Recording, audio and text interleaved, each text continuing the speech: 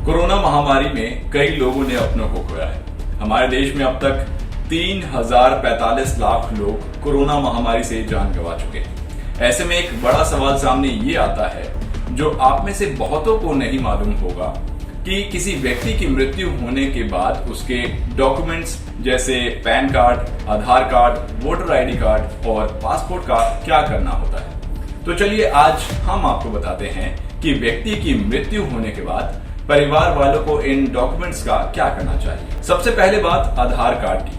व्यक्ति की मृत्यु के बाद उसके आधार कार्ड को रद्द करने की कोई व्यवस्था नहीं है। ऐसे में मृतक के आधार कार्ड को संभाल कर रखने और उसका गलत उपयोग ना हो, ये देखने की जिम्मेदारी मृतक के परिवार की होती है। जिस व्यक्ति की मृत्यु हुई है, अगर वो व्यक्ति आधार के जरिए किसी योजना या सब्सिडी का लाभ ले रहा था, तो संबंधित विभाग को व्यक्ति की मौत की जानकारी देना चाहिए।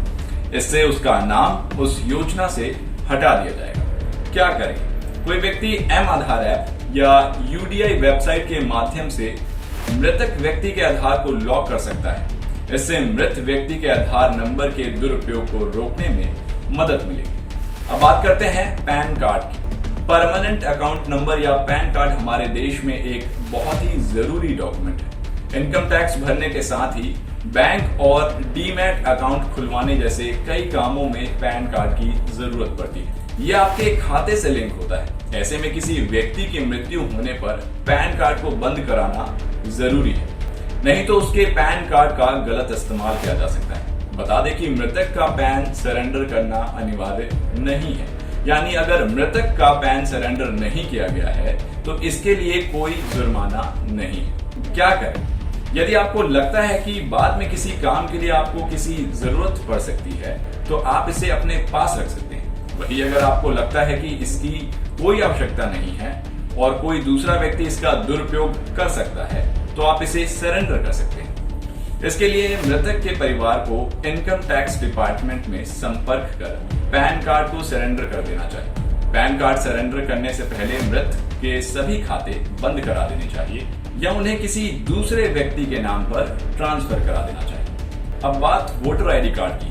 वोटर आईडी भी हमारे देश में एक मुख्य डॉक्यूमेंट के तौर पर जाना जाता है। वोट डालने के लिए वोटर आईडी होना जरूरी है। व्यक्ति की मृत्यु के बाद इसे रद्द कराया जा सकता है। रद्द ना होने पर अगर ये किसी गलत हाथ में पड़ जाता है, तो चुनाव में मृतक के नाम से फर्जी वोट डालने का प्रयास किया जा सकता है।